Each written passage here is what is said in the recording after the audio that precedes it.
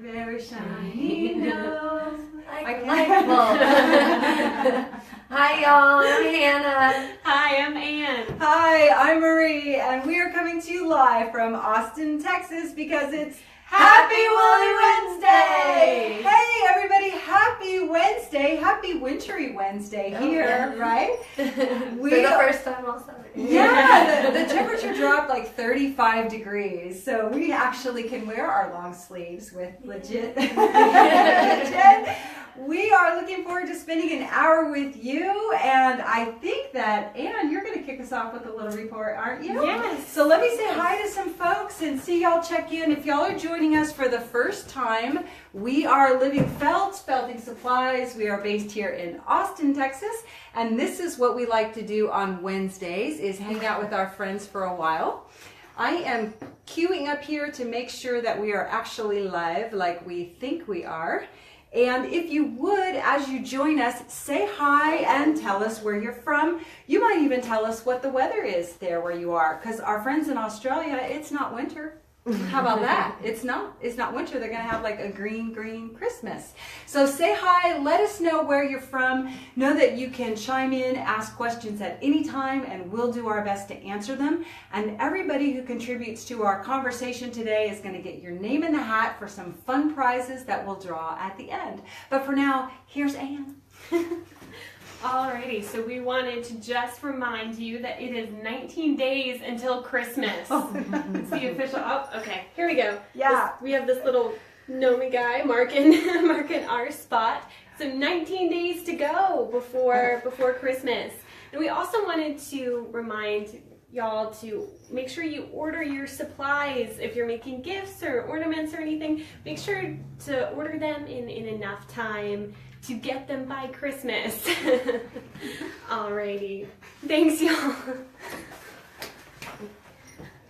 Alrighty, y'all. Hi, how are you doing? Merry Christmas. I'm going to go ahead and respond to a question from Judy Stadola. Judy, you asked about some of our Merino Top reds and burgundies. So right here in this assortment, we have the red, we have Cinnabar, we have our wine, and also our ruby. And then Cherie Davidson, you asked for some comparing colors in the Prefelt. So our two reds in Prefelt are going to be the darker one is going to be garnet, and our lighter one's going to be just a red regular Prefelt. So there's those for y'all. You know what, let's take the Prefelts out for a second because they look just the same side by side. So hold Oh, there. they do. Yeah, now They step do. back a little bit. Sometimes that helps show the difference. And put them right next to each other. Can y'all see that difference? The garnet's going to be a little bit darker, closer to like our vintage red, our new vintage red. The garnet's going to be that color. And then the red's going to be a lot like our true red in the MC1. Perfect. Thank you. Awesome. Thank y'all.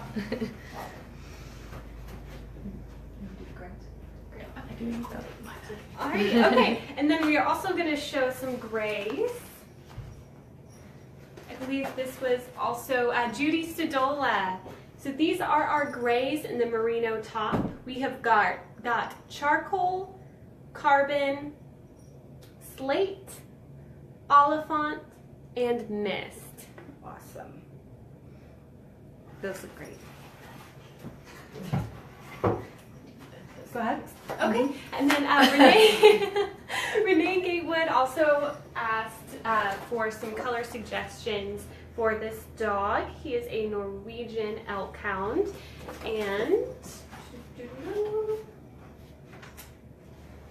here are our suggestions. Alrighty, so for the MC1, we have got caramel, black onyx, sand, honeysuckle, and linen for some of the lighter tones.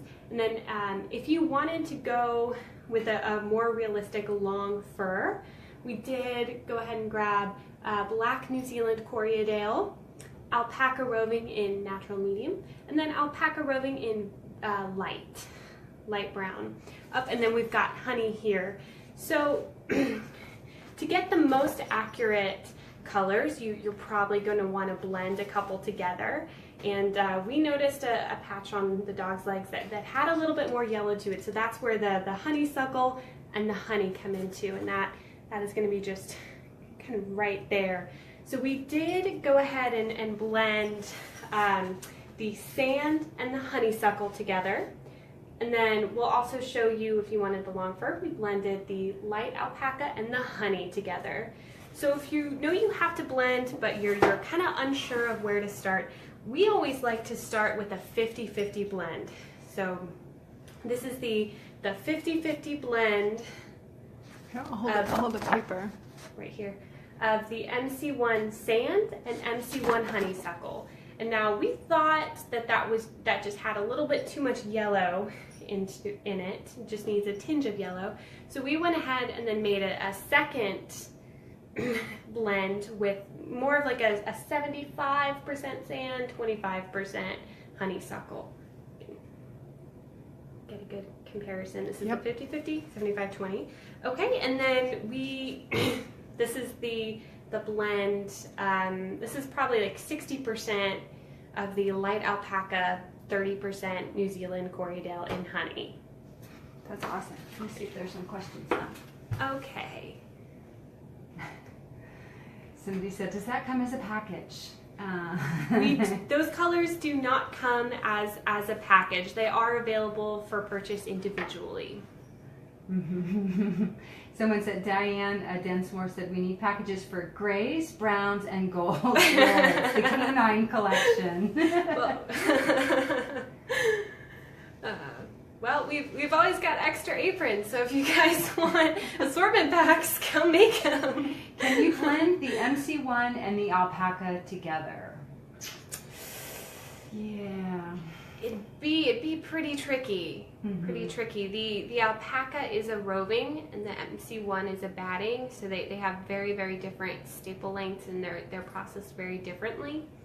So it would be kind of a challenge to blend those together. And Vicki Ryan asked, did you use the hand carders or did you blend on the machine?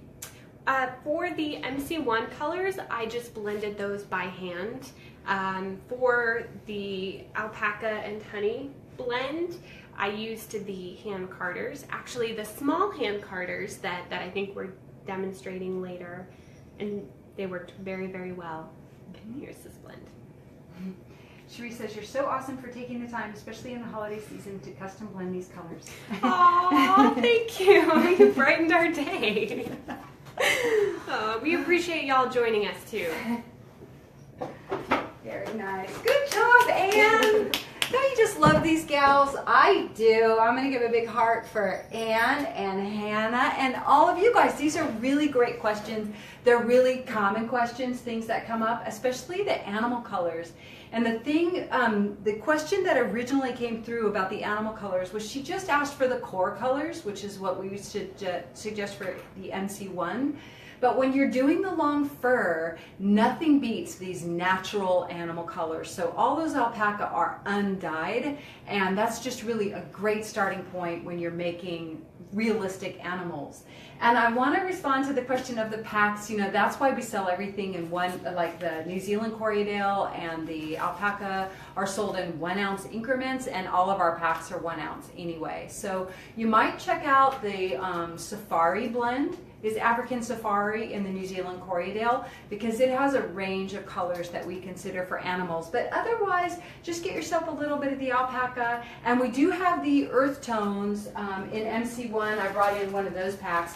These are always varied. They vary by the day that we produce them, and we make a whole bunch at a time. But you might try some MC1 packs if you're just trying to get a range of colors. The earth tone blends are very popular, and we always try and spread the gamut on those. We do have a question from Kathleen Simon. She asked, Kathleen. is it always best to blend the same types of wool? You can blend like a stiffer wool and a finer wool. It's absolutely fine. It's okay to blend two different types of fiber.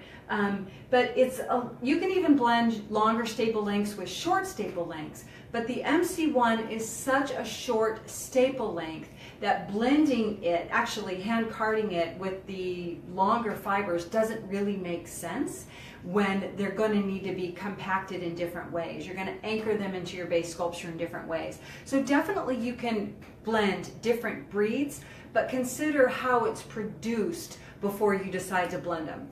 They're just completely different in staple lengths. So, does that help? It does. Okay, good. All right. So, yes. We just hold up an earth tone, MC1 earth tone. Oh, sure. This is one example of her earth tones. I think we have like 15 colors now in our earth tone line, and our studio packs are just 6. So you can order every color in the MC1 line. A couple of people have. And what did we say we're going to call that pack? Oh, Color Me Happy. Mm-hmm. Yeah, we're going to put that online, the Color Me Happy pack. So you're guaranteed to get some freebies with that. But this is, I'll just talk you through these colors real fast. This is dark chocolate. This is espresso. This is caramel. This one is driftwood. I hope I got, this is cafe au lait. I always mix it. It's cafe au lait, oatmeal, and clay. Yeah, super fun, super fun. Okay, while we're on that, let me jump to another question. I want to just do a little sidestep, and someone had asked, this was Judy Wilson, had asked about pre-felts in tans and reddish, I think reddish oranges or reddish tans. And actually we don't have a very broad line. I wish we did, but these are the 3 colors that I brought in. And this is sand, mocha, and burnt orange. So these are the 3 colors I think that best fit that range that you were asking about. Sand, mocha, and burnt orange. Okay, that was my sidestep. Now I want to answer a question from Vicki Ryan, since we're talking about the MC1 and we were talking about the animals, and she asked about what wool would we use for the facial detail of an animal. And I really suggest using our MC1 batting, and I'm going to show you some examples of things that aren't animal faces and one that is, so that you think, just to get your mind around for everybody who's trying to do needle felted, whether it's pictures or sculptures that have very fine detail, and show you how tiny you can get with the MC1. So let's start with an animal. Y'all have seen this one before. I should take it out of its package. Sorry. Y'all seen this one before, but it's a great example of detail, and Anne's going to guide me. So this is our little fox picture. Or can you see his face real close? Mm-hmm. Can you see his eyes a little bit more? Are we focused? A little bit more. Okay. So this is a tiny picture. In the big scheme of things, those eyes are dinky, dinky tiny. And those are made with MC1 batting. Yeah, it looks a little grainy on my phone camera, but they're super, super tiny. And that's why we suggest using our MC1 batting. MC1 you can pinch off into the tiniest pieces, and you can needle felt it into the tiniest spaces as well. So whether you're doing a 3D animal or you're doing a 2D picture, you can get very detailed, because 1, you can blend colors, and 2, you can create very tiny lines. I'm going to show you some lines, and then I'm going to show you how we do it. So thanks for this question, Vicki. So this is a non-animal piece, and a piece that I've shown before. I'm going to show a few kind of holiday pieces, but I'm going to get up real close and personal on it so you can see. First, here's the size of the thing I'm showing you. About the size of a small tennis ball, I'd say. And then if we get up really, really close, and Anne will guide me, I want you to see this, and I want you to see that highlight, and this little black trim here and here. Does that show up? The black trim is very hard to see. Is it the light? Or is the shadow? Do I turn it upside down? Did that help? It helps a little, yeah. Okay, just to see the black trim. Where do I go? It's not- Anne will help me. Bring it a little bit over. Okay, there we go. I just want you to see those little tiny black lines. And then here, like on my little truck. So you can see like all the detail we get into this little truck. I can't see where I am. All the detail that we get in this truck. And I think it doesn't matter whether it's an animal face, it's a little picture or a little sculpture, that with MC1 you can make tiny, tiny lines. I'm going to show you, it's so easy that it's crazy. You just pull off a little fluff and all you have to do is twist it in your hands. You're going to make it like interroving. And as you do that, you can anchor it in. You're going to twist it into a little line. And as you anchor it in, you can anchor it in with your needle. Can you guide me to there, Anne? You guide it in with your needle, and you can actually pull it, guide it to wherever you want to go, and needle it as you go. So that's just my quickie demonstration. Use MC1. That's what we did in the Fox. That's how we got all of this detail, is anchoring and pulling the fiber, anchoring and pulling the fiber in the direction that we wanted to go. And some other examples, little teeny, like little snowman, little tiny dots on his face. This is a free tutorial for wet felting and needle felting soap. You guys can download. And my oldest, I think this is my oldest tutorial. One of my second tutorials is needle felting these little ornaments. This is a gift card holder, and this is just a little trinkety thing. But try MC1 if you haven't tried it, because it's a great batting. You can pull off little tiny pieces, and you can blend little tiny pieces as well. We have a couple of questions. Okay. First, going back to the blending, Teresa Evans asks, how can you blend your wool if you don't have a blender tool? It really depends on what you're blending, but there's a few different ways. Do we have loose? Why don't I just blend? I can go grab some. Sure. Okay, so Anne's gonna grab some fiber for me to blend. There's two ways that we blend, and I do have more in-depth blending on our needle felting a realistic pet portrait video. On that video, I show you how to, I think there's a complete video that's setup and preparation, where I show you how to hand blend fibers with just using your fingers or using the carders. So blending with your fingers, whether you're doing long fibers like New Zealand Corriedale or the alpaca, or whether you're doing MC1 batting, is really easy. It's just that you can do small amounts at a time when you're only working with your hands. And replication, like if you want to repeat that same blend, is a little bit easier if you have a bigger sort of framework to work on, and that's where the carding tools come in. So Anne's going to grab some stuff for me. And while she is, I'm going to show you, this is the alpaca that she blended for us for today. Now, we did a video for somebody on here, and I'm trying to think of who it was, but we actually did a blending video. They were working on a dog, and we made a video. But I want to show you how easy this is to work with. All we're going to be doing, and I'll blend the colors, whatever she brings me, is pulling through. Like you're stacking a deck of cards. We're pulling through. Perfect. She brought me some stuff. So let me show you. She brought some great colors. Thank you, Anne. That'll work really well together. So here is something and something, two colors. Butterscotch and toffee. My brain is dead. Butterscotch and toffee. I think I would know by now. We've been selling this for all the years I've been in business. Okay, so we like to start with a 50-50 blend whenever we're blending, and that means we basically grab equal parts, and then we always test to see, do we like that? So I'm going to just try and hold this up instead of turn the camera. I'll just stack the two together and pull them like this. And then I'll restack and pull. Pull all the way through. You don't want to tear the fibers. You want to pull the length of the fibers. So you're going to back up your hands just as much as you can, and then turn it around as you're working with it. Shuffle the deck, if you will, and notice how this side looks. So see how the two sides look, and keep turning the fibers. I didn't grab it even there. So that's all we're going to do, is pull through, pull through, pull through, and you get a really nice little blend. Let me show you with the MC1 is the same way, and Anne brought me 2 colors that will show up well. This is True Red and this is Espresso Bean.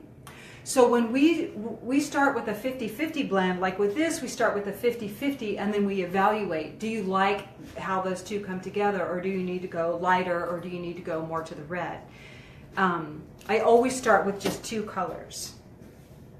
And then if I want to add a 3rd color, I add it after I have that base 50-50 blend.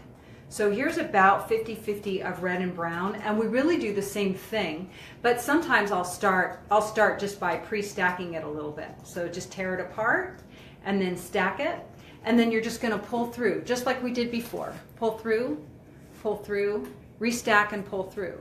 And you can turn it around. Pull through. Try not to get so teeny tiny that you're balling up. If you start to get little pills, you're just sort of balling up the fiber too much. But pull through, pull through, pull through. Now the reason you might do like a red and a brown like this is if you're working on a barn, or like in our cardinal, we blended red and brown together to get certain shades, or red and black, or red and gray. And this would give you a nice sort of a dirty brown or a dirty red if you're doing something maybe a little more vintage. And that's all you're going to do, is pull through, pull through, pull through. So if you don't have hand cards, use your fingers, pay attention to the length of the staple, and just pull all the way through and try not to tear it, try not to ball it up while you're working with it. And we do have a couple of questions. Sure. Thanks for playing with us, y'all. We appreciate it. So just talking about needles real quick, okay, going back to blending. Diana asks, can a similar effect be created by cutting long fiber like merino or Corriedale into short lengths? What similar effect? You could definitely cut your fibers. So let me say that. You can definitely cut your fibers if you want to. You're going to have more blunt ends. If you're wet felting, it'll actually felt a little bit faster if it's shorter. But you definitely can cut your fibers, but I'm not really understanding the question. So yes, you can cut your fibers if you want them to sort of match up with a different breed, and you want to cut them down before you blend them. Absolutely, you can. Yes. Alrighty, and then Sharon Neer asks, which needles do you use for felting small areas when you are felting soap? Needle felting soap. Oh, I'm going to use the 42 triangle, which is whenever it comes to fine detail, this is the needle I'm using. That's going to be the yellow one. And here's the reason why. So I only brought in 1 soap. And you're not going to be able to see it on this needle, but if you have a 42 or if you have any needles, look at the shaft of the blade and notice where the barbs are. I'm going to just turn this in the light. Maybe you can see. Can you see, Anne? Can you see the barbs at all?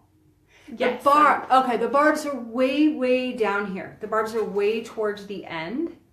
They're way towards the tip. And the reason I'll use this is because you can do shallow pokes. You can just poke in shallow, shallow, shallow, shallow. And he's a little poofy. The snowman is a little poofy.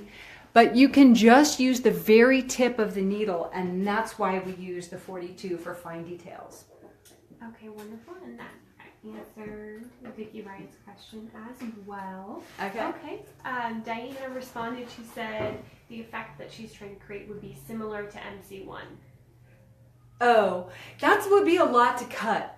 I mean, cutting fibers to match the length of MC1, I would just see if you could get it, it just depends on what you're trying to do. So if you want it to lay down flat, yes, you can cut it shorter. Yes, you can take something like this where the fibers are all going in the same direction and you can mishmash them up. So if you want to make it, I can't make alpaca less hairy. Some fibers are wiry, some are hairy meaning like they don't have as many scales, as the wool fibers do. So they tend to want to be straighter and stick out straight and not, wrap around each other just as much.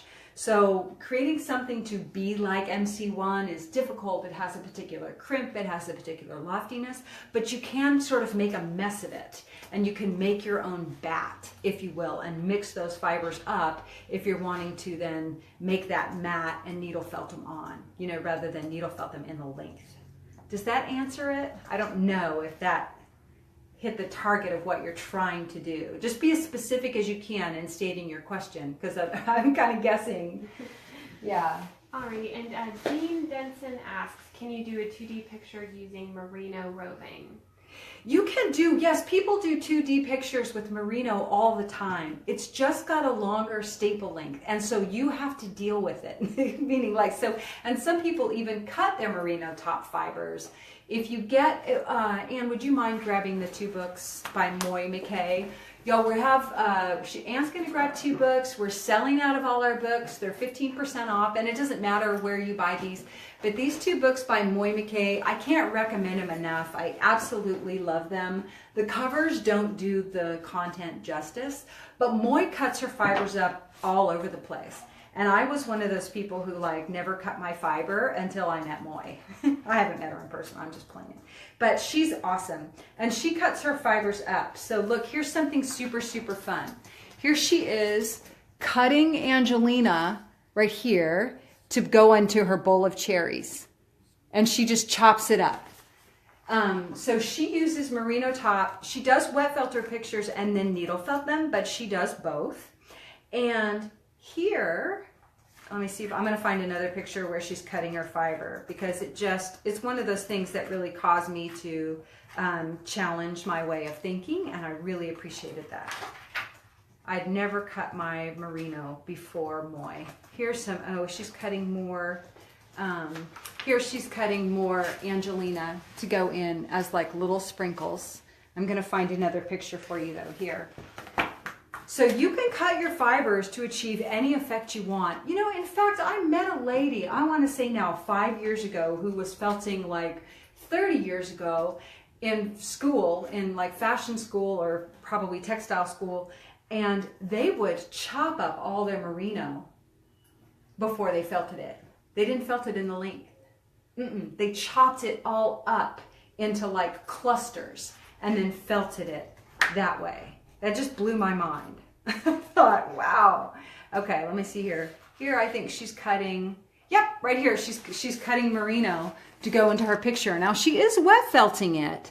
And so the thing I want to say is remember to make small test samples and see if your idea is going to work, because merino, the merino fibers that you're getting have been mill processed. They've been processed to great degree. All the fibers are going the same length and their angle, and they're really fine. So they're kind of difficult to grab onto with your needle. Mixing them up helps a little bit, but you're probably going to find that you want to use your fine needles. I can't see any questions today, by the way, so whatever you can feed me. Alrighty. Let's see. Fraser Ives asks, if you want to use 3 colors, how do you know which 2 to blend in the first place and which color to add as the third? Is it like in paint where you use the lightest colors first? Oh, that's a great question. I go with the 2 major values. So, for example, when Anne blended these, Anne was doing the blends for the dog. First, we were looking for the 2 values. Like we saw a lot of beige in that dog, but we also saw some golden tones. So first we go for those 2 values. And then she went lighter just by adding more of the sand. You blended sand, right? More of the sand. And then I would say that on certain parts of the dog's legs, that you could go even blonder, and instead of going white, of course, and instead of choosing a whole new color, you can add white, and I would add cotton white, a natural white, to do his paws right here. So I would think of the third color as being the tertiary color. Think of what it feels like are the main 2 bodies. And when you have MC1, look how little investment this is to try and get a color palette. I'll mix little tiny, what I call quarter-size pieces to kind of create a color palette and decide, does this match my picture? And then add the third. Does that make sense? So it's really easy to invest a quarter-size amount to kind of test. And make a baggie, make a sandwich baggie, and also label your blends. I swear you'll be glad you did.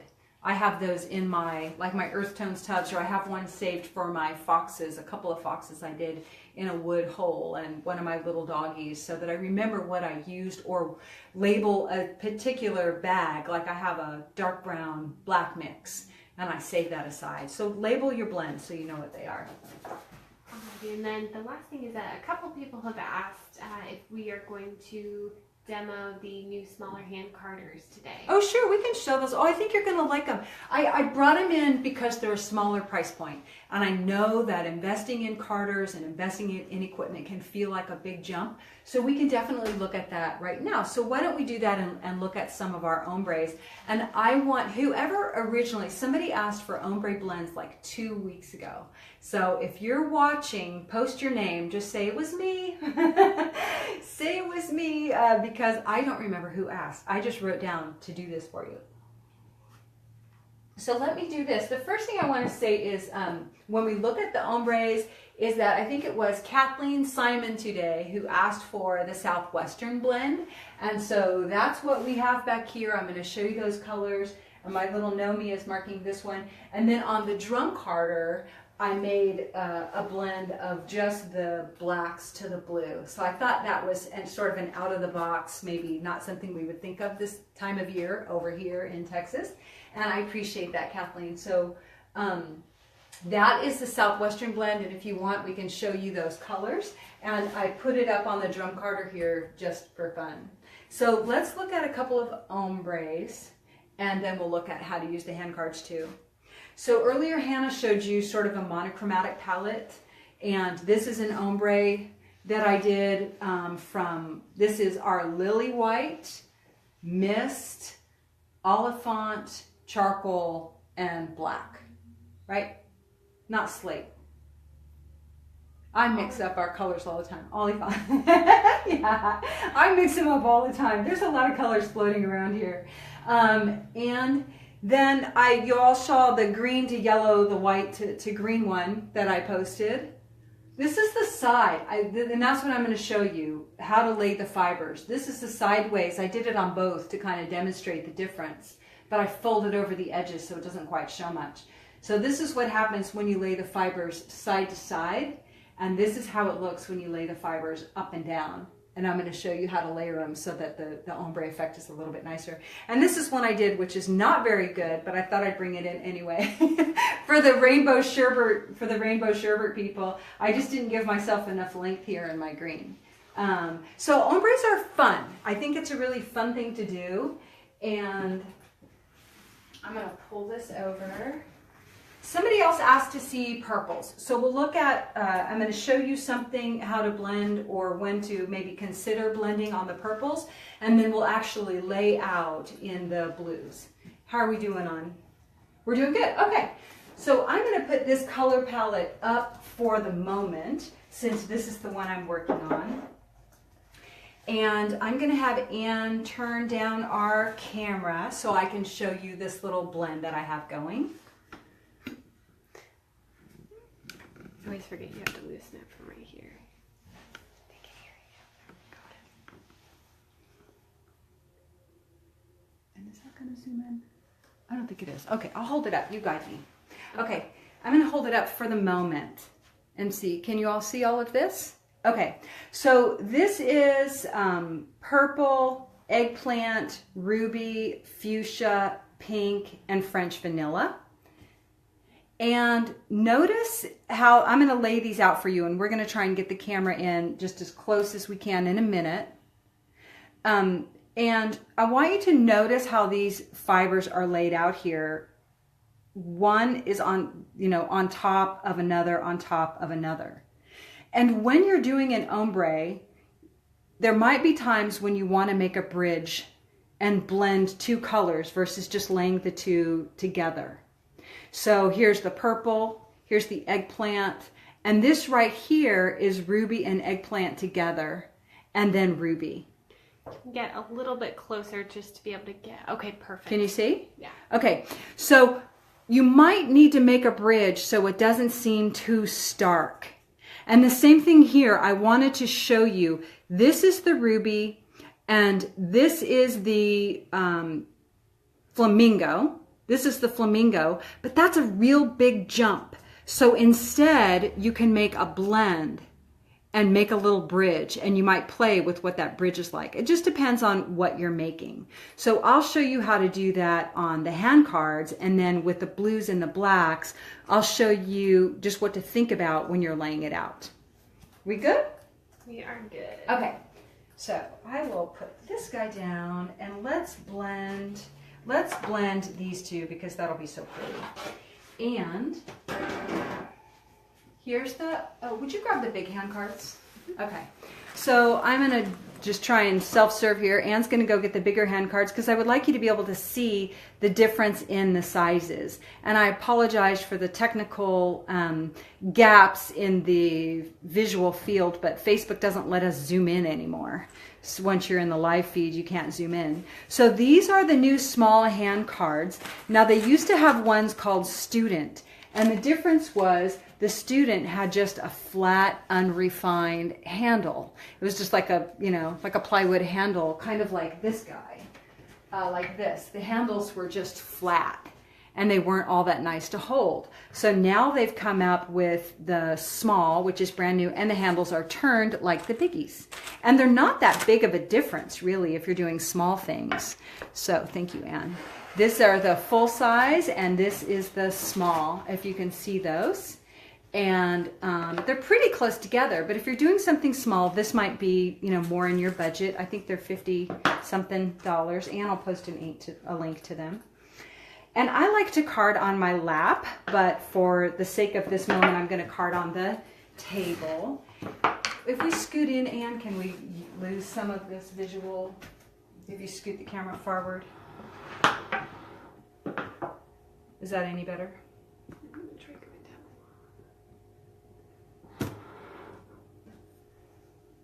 Better? I think it's better. Okay. Thanks for your patience, everybody. Thanks for being here with us. Thanks for spending part of a Wednesday with us. Okay, so usually I do this on my knee, and if you've seen me do this a few times, you know that's how I like to do it. And all I do is stack the fiber on the card and pull it off.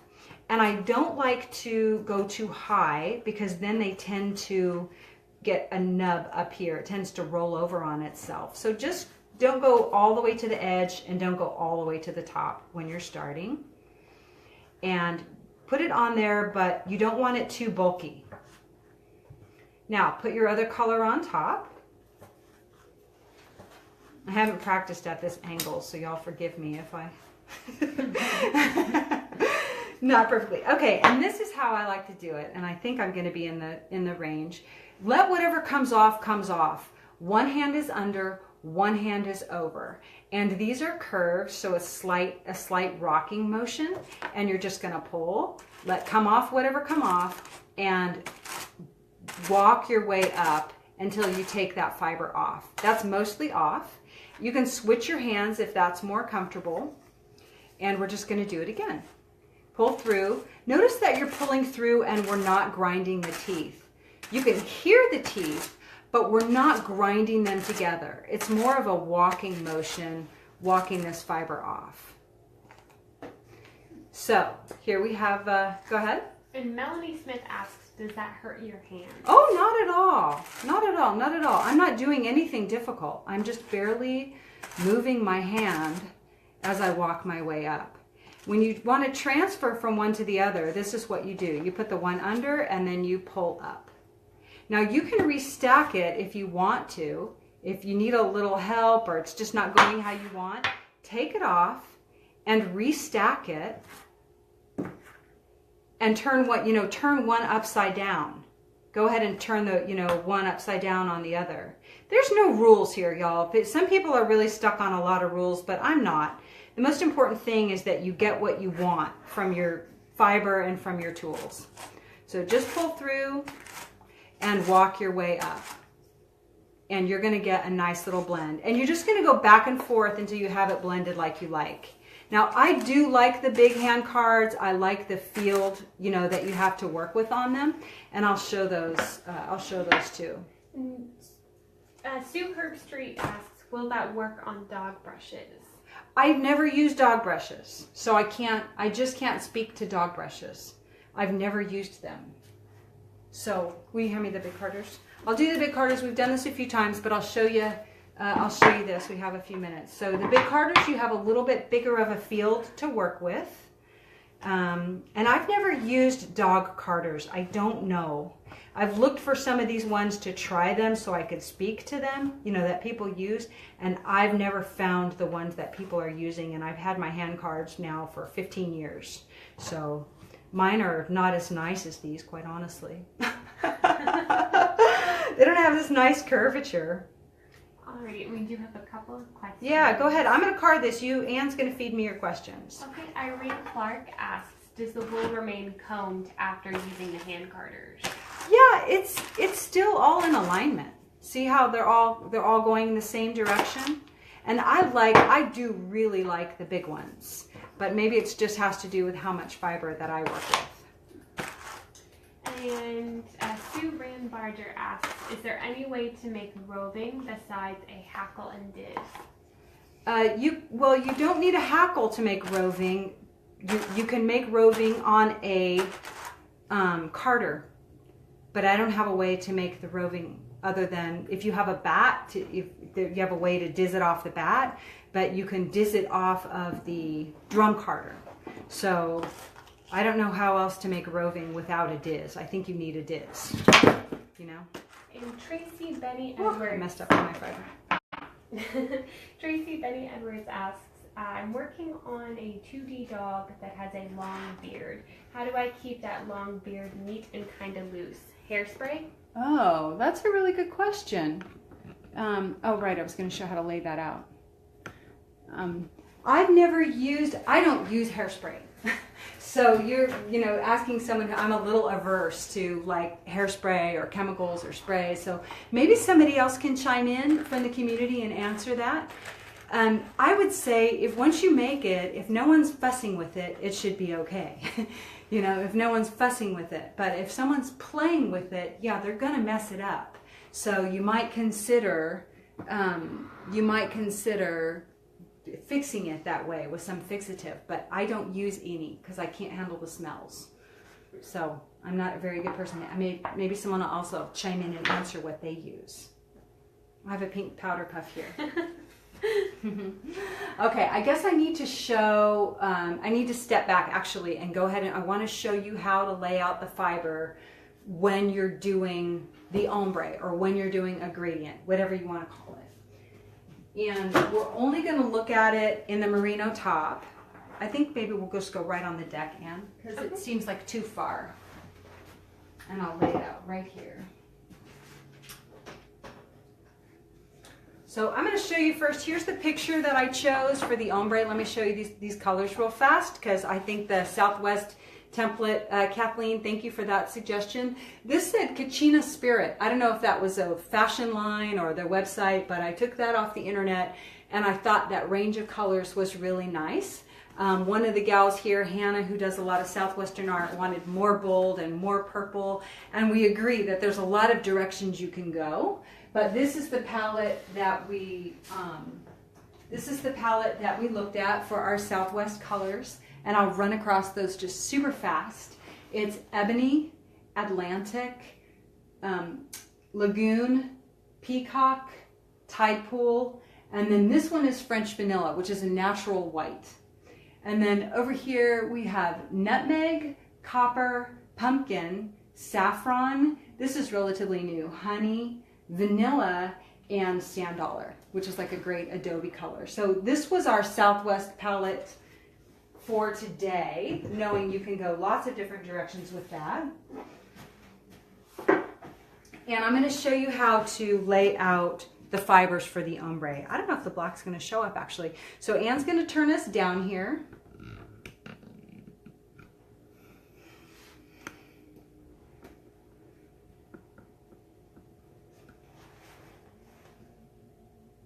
Can you see? Can you see here? Good. Okay, Anne says she can see. All right, so the first thing I want to point out when you're handling your fibers is get them to a width that you can work with. The most common thing is to pull off from too wide a span of fibers, and they don't come off evenly. So get them really narrow so that you can control them as they come off. And as you pull off your fibers, remember to straighten them. I sort of do it as I work down. Pull out any twists and just make this right here flat and smooth. So you may not be able to see the black super well. Take off my glasses. When you pull it off, this is what you want, is just a nice little wispy end. When I start it, I'm turning the fibers over so that, notice that this is always, the end that I'm holding is always the straighter end, and this end is always a little more feathered. So when I start it, I'm going to flip that over. Sometimes you'll see people, you know, they turn around like this, and that's what they're doing. They're controlling the edge of that fiber. So that's kind of messy, but there it goes. And when you do your next color, you're actually going to let that wispy end lay on top. So with the ombres, what I've been finding is, see, notice how thin that is? That one you're going to marry with this one. And what I've been noticing with the ombres, it seems a little better if you can go like a step and a half of the color, so that you have room for the color to show and then room for the overlap. So as you do this, put your dark color on the bottom and your next color on top. This is, so that was Atlantic, that's Black Atlantic, and this is Lagoon. And when you pull it off, let that loose end be what lays on top. And what you're going to see is that bottom fiber is going to migrate up when you do the wet felting. They're going to migrate together, and that's the blend zone that you see. So if you need a bridge, you know, you might make, if you're making something important like a purse or a skirt or a hat, and you really want to test how that looks, you might make a little sample like this, and then if you mark the colors, you can save them as well, and it will help you determine whether you feel like you need a bridge of the two colors. Was it too stark where they came together? So here's the next color. Like, these two are just going to go so well together. And you always are going to blend about, you're going to lay over just like about a third. The bottom third is where that blend is going to happen. And don't be afraid to just sort of, you know, flatten things out as you lay out. I do that all the time. We doing good? Doing good. Okay. Nobody's falling asleep? Do we have any Z's flying across the screen? Don't. People are like, oh my God, this is so painful. We've gotten a lot of thank you, a lot of CC Smith says creative use of ombres. Connie Wood says love. Thanks for showing the Southwest grouping. You guys are awesome. I love when people suggest things that I wouldn't think of because that gets me thinking outside the box. Okay, so then we're just going to do one more, and this again is our French vanilla. You know, you don't always have to go bright white. Think about, you know, the natural whites or sand dollar on some things. And here you could even make a bridge if you want. I promise over the years we're just going to keep doing our best to add colors to our lines as much as we can. But you can also blend your colors as you go. And that's my hot tip. So, you know, create as much spans as you can. Lay out these loose ends go on the color before, and you'll find that the lines are less stark as you go through them. But on the ends you can turn them around and have those be flat. Okay, that's all I have there. That's my ombre layout. Okay, cool. I don't know why I can't see any questions today, but I am open to any final questions. I have made a royal mess in here. royal mess. We did. Okay, we have a couple of questions. Kate Williams asks, have you done an ombre effect with the white to off-white colors? I think that would look elegant. No, I agree. I think that would look really pretty, white to off-white. And I haven't done it. I haven't done a lot of ombres. I don't know why. But I think that would be lovely to do, for sure, white to off-white colors. And there's room to play around in there, too.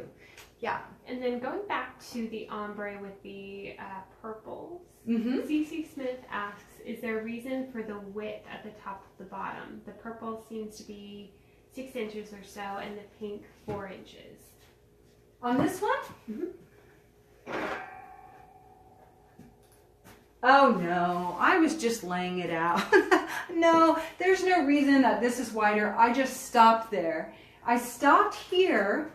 I stopped down here because I thought this was too stark and I wanted to show you. If this is too stark, then consider the bridge. And the bridge is actually, these are hand blended. They weren't blended on the carder or the hand paddles. So this was just hand blended. And the only reason is I stopped here because I wanted to demonstrate that if you think it's too stark, be willing to maybe make a blend of the two first as a bridge in your ombre. So that was the only reason. Anna Middleton Reamer asks, how many layers before wet felting? Oh, you should do at least 2 layers. So if you're using a Prefelt, then your Prefelt base would go down, like our 19.5 micron Merino Prefelt or something like that. If you're nano-felting, you can do 1 layer. If you're doing just the ombre, you don't have to have the ombre 100% through. You can do a base layer if you want, but if you are doing it 100% through, you might think of 3 to 4 layers. 2 layers is very, very thin. So before wet felting, the more important thing is how many layers do you need for your piece? And for that, the best thing to do is to make a test and see if it's thick enough for whatever the end project is. If it's just a wall hanging, it could be very thin, and it can even be felted onto silk fabric or cheesecloth or something like that, and you're just going to want enough coverage that you can't see all the way through it. But you can bind the fibers in one direction on the silk. It doesn't even have to go 2 directions. Now, if you do the 2 directions with the ombre, you will notice, like I said, I made these on purpose so that you could see. I should have thought on the other ones, I didn't really think about, but I should have thought about not folding over the edges. I did it for tidiness, but you can see here that I did the ombre 100%, but here to demonstrate, I went this way, and you can really see the divisions, whereas here it flows just a little more smoothly, and that's layering as I showed you. So if you're going to do 2 layers and you want it to be ombre 100%, then one of them's going to have to go sideways and one of them's going to have to go up and down. Brittany, we've got several people asking if we're going to show how to do the other layout. What other? The horizontal layout. No, because I don't recommend it. I don't recommend it for the ombre effect. If you want to see that just for laying out fiber, then you could watch one of our felt along for introduction to wet felting. It's 2 parts, I think, because it got broken up while that was a group night where we all felted together. And if you want to learn how to make samples, learn how to measure, play with silk, play with bamboo, play with Angelina, neps, hankies, we put all of that into our sample. So that might be a good video to watch. Just 1 fun hour you can felt with us, even though we're not there anymore. Okay, we have a couple more questions. The first is going to be from Dee Dee Atkins. She asks, so how do you get a thicker finished product? How do we get a thicker finished product? What do you mean, Dee Dee? Because I think you've made some stuff that is pretty thick, so let us know, what do you mean? If you mean with the ombre, then you would go back to what I was just saying, and that is you can start with a pre-felt, or you just create multiple layers. But what are you asking me for a thicker finished product? More wool. I don't know what to say. More wool in some form to get it thicker, and I feel like I'm not honoring your question. It seems I don't understand it. Okay. Let's see. Becky Kowalczyk asks a random question. I have a public wish list on Living Felt. Mm-hmm. When people buy me things, will the item disappear from the list? Oh, that's a really good question. It should. So she asked when she has a wish list, and I meant for us to show that today. Maybe we'll do a quickie video tomorrow if we have time on the wish list. So you can have a wish list on the Living Felt website. You can name it. You can make one public and one private if you want. One for family, one for friends, and then you can share a link with them. And she said once people buy it, does it go away? And I've not tested that. I don't know. So that's a great question. We'll test that, and then we'll repost on doing the wish list, because now is a great time to do your wish list and share your link with your family. Yeah. What do you got? Ready? Mhm. Patty Platzi-Berry would like to see the African Safari pack. Oh, the African Safari. Okay, so Patty asked to see African Safari. This is New Zealand Corriedale. And in this we have white, black, smoke, cocoa, butterscotch, and toffee. And this is a really popular pack. Definitely good for just your general jungle or animal colors. Good baseline. And you can blend these colors pretty well together, for sure. Okay, cool. The last question. Last question. Last question is coming from Sharon Sneer. She says, I have to make a pre-felt of a rainbow that I will cut up into shapes.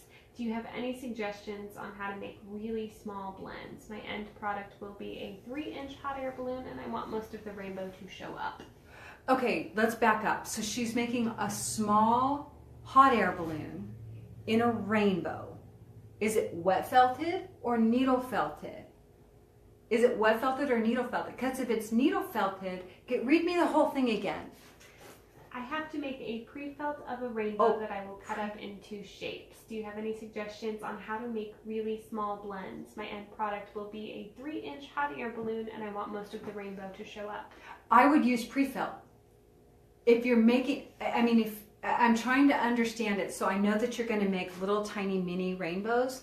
So you can lay it out, I don't know if you can lay it out in stripes or lay out little circles. If you have the ability to lay out little circles in what you're doing, or if you can needle felt it into little circles, whatever fiber you choose, whether it's MC1 or pre-felt, I would say, I don't know how tiny it is, but if you can make little circles, if you can make that into a pre-felt and then cut it, then that would give you the rainbow.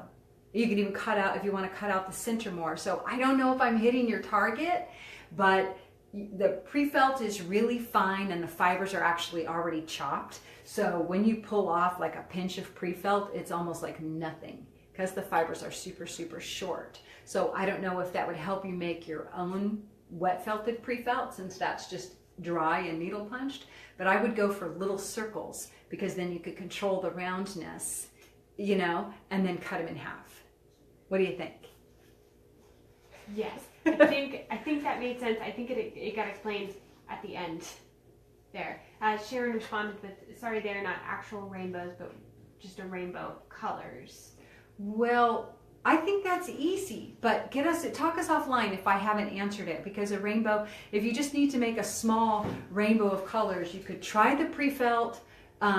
Merino top is too long unless you cut it, but the pre-felt would be a faster way to get there if you just need to make a mini rainbow of colors, I would say. And you need it to be a pre-felt versus just a rainbow of colors. Yes.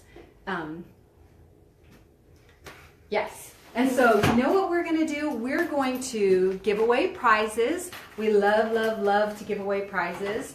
And we're going to get Hannah, because we're going to draw some names. So thank you all for joining us this hour and spending the time with us. We so appreciate it. Let's see.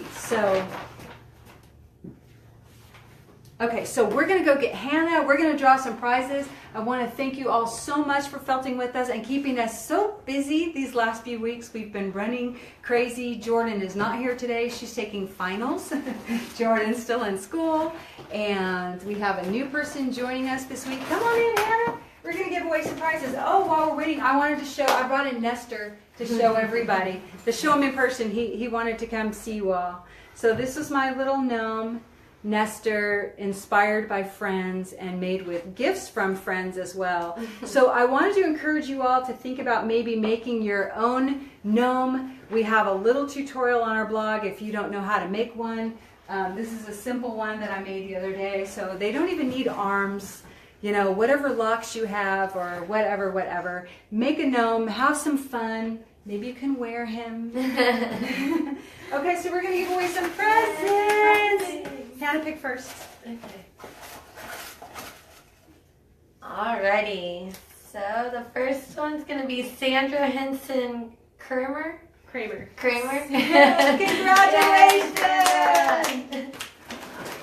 Prize number 1 is an Earth Tones MC1 Studio Pack. Yay! Congratulations! So we're going to send that to you. We're going to put your name in the bag. We have our address. If we pull your name and we don't have your address, just email customer service at Livingfelt. Me, Abana. We have Anna Middleton Romer. Is that right, Anna? Congratulations! Anne has a prize for you. And this is going to be we're going to give you our Chasing Moonbeams pack, which has these colors. It actually has one more. It also has black. So we're going to send you Chasing Moonbeams, which is a Merino Top studio pack of 6 colors in the monochrome palette, so you can make your own black to white ombre. Yeah. Ready. Loving my drawing. Yeah. Alrighty. Cherie Davidson. Yay! Cherie, you have won 3 colors of your choice in our Prefelt bats. So these are our 1/8 sizes, which are just awesome to work with. 19.5 micron merino, and you can email us and tell us what colors you want. Anything else?